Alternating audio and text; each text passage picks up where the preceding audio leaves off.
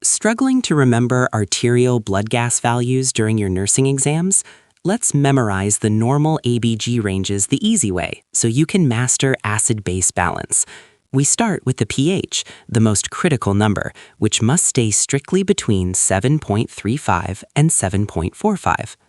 Next, look at PaCO2, which reflects respiratory function and conveniently mirrors the decimals of the pH at 35 to 45.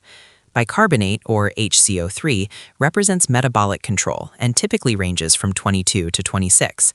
Finally, PaO2 ensures proper oxygenation and should fall between 80 and 100.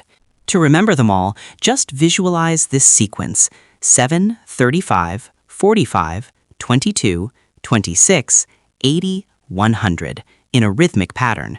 Practicing these numbers allows you to spot life-threatening abnormalities instantly in a clinical setting.